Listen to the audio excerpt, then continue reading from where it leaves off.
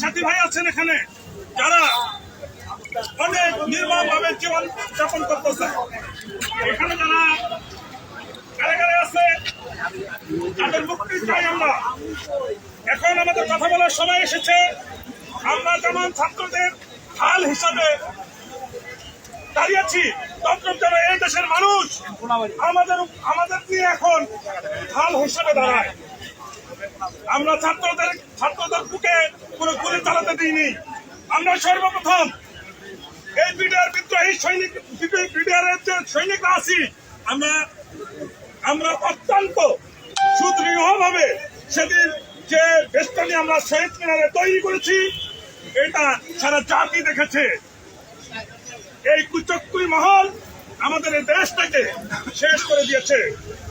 এখন আমরা আমাদের যে দাবি, সে দাবিগুলো আমরা উপস্থাপন করব।